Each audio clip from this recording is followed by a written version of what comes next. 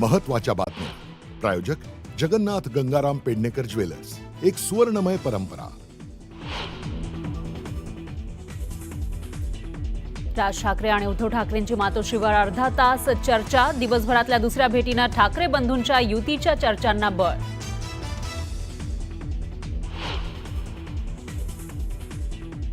संजय राऊतांच्या नातवाच्या नामकरण सोहळ्यामध्ये ठाकरे बंधू एकत्र, दोन्ही कुटुंबांची कार्यक्रमाला हजेरी.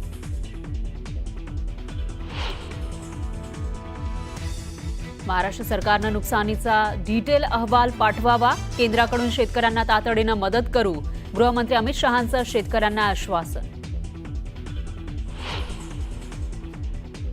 काही लोक आपत्तीचं राजकारण करताय. सरकार शेतकऱ्यांसोबत. मुख्यमंत्र्यांची विरोधकांवर टीका.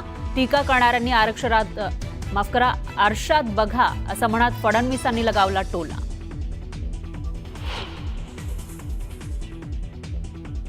राज्य सरकारनं 2 दिवसांमध्ये नुकसानीचा अंतिम प्रस्ताव केंद्राला द्यावा. शरद पवारांची मागणी. तर मुख्यमंत्र्यांनी लवकरात लवकर शेतकऱ्यांना मदत करण्याचं केलं आवाहन.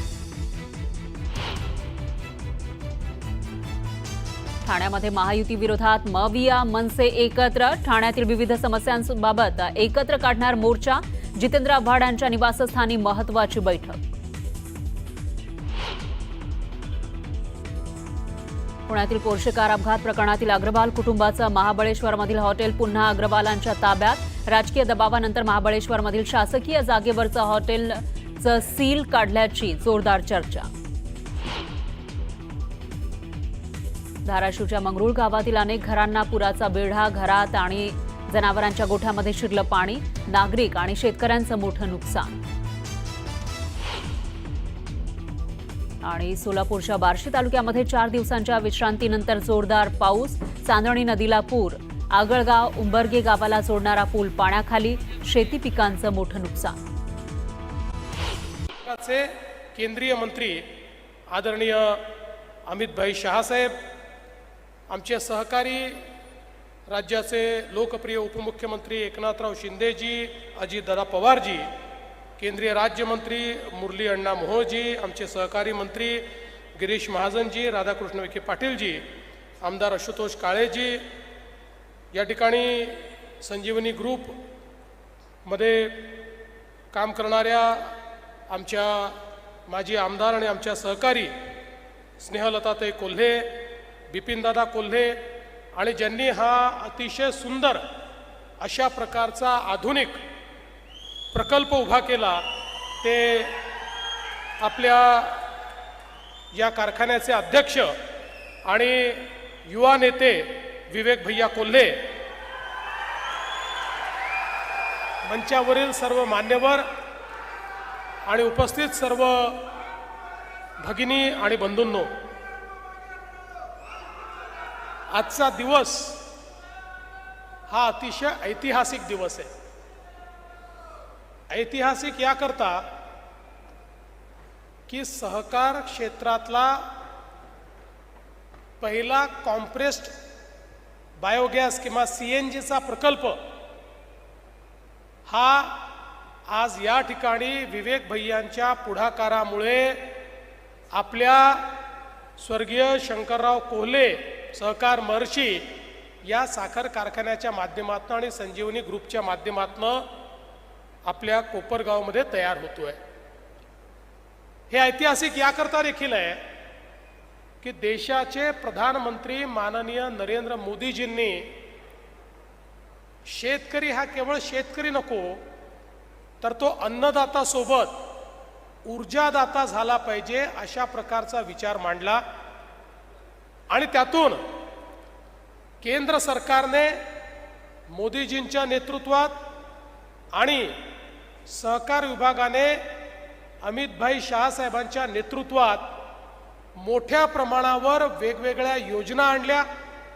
त्या योजनांकरता निधी उपलब्ध करून दिला आणि साखर कारखानदारी जिवंतही राहिली पाहिजे आणि त्याच्यामध्ये सर्क्युलर इकॉनॉमी तयार झाली पाहिजे अशा प्रकारचा विचार हा रुजवण्याचं काम हे सहकार क्षेत्रामध्ये केलं. आपल्याला कल्पना आहे, इथेनॉल सारखी एक क्रांती या देशामध्ये मोदीजींच्या नेतृत्वात आली.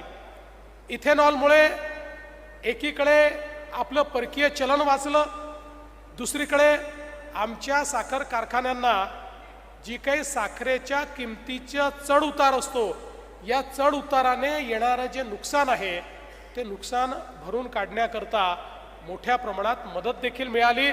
आणि केंद्र सरकारच्या ज्या सगळ्या ऑइल कंपनीज आहेत यांनी ॲश्युअर्ड बायर म्हणून, ॲश्युअर्ड खरेदीदार म्हणून त्या ठिकाणी वेगवेगळ्या कारखान्यांची करार केल्यामुळे एक उत्तम निधीचा स्रोत हा कारखान्यांकरता सुरू झाला आणि मोठ्या प्रमाणात शाश्वतता आणण्याचं काम हे या क्षेत्रामध्ये मोदीजींच्या नेतृत्वात झालं. पण याच्याकडे पाहत असताना एका वेगळ्या नजरेने देखील बघितलं पाहिजे. आज आपण बघतोय आपल्या देशासमोर किंवा जगासमोर सगळ्यात मोठा प्रश्न काय आहे? सगळ्यात मोठा प्रश्न आहे वातावरणातल्या बदलाचा. आपण गेले काही महिने अनुभवतोय आपल्या महाराष्ट्रामध्ये यंदा पावसाळा सुरू झाला मे मध्ये, आता ऑक्टोबर महिना सुरू झाला तरीही पाऊस पडतोय. आमचे अनेक सर्कल असे आहेत की ज्या ठिकाणी 7-7 वेळा अतिवृष्टी झाली आणि शेतकऱ्याचं अतोनात नुकसान झालं. केवळ शेतीचा नाश झाला असं नाही, जमीनही खरडून गेली, म्हणजे रबीचं पीक देखील शेतकऱ्याला घेता येणार नाही अशा प्रकारची अवस्था झाली. जी काही सरकारने मदत करायची आहे ती तर आपण करणारच आहोत, पण प्रश्न हा आहे की हे जे वातावरणातल्या बदलाचे परिणाम आहेत, हे परिणाम यापुढे जर असेच सुरू राहिले तर आमच्या शेतकऱ्यांनी नेमकं काय करायचं? आणि मग याच्यावरचा उपाय काय आहे? तर याच्यावरचा उपाय आहे CO2चं, कार्बन डायऑक्साईडचं जे एमिशन आहे हे कमी करणं. या ठिकाणी जे ग्रीन हाऊस गॅसेस तयार होतात हे कमी करणं, हे यातलं सगळ्यात महत्त्वाचं एक काम आहे.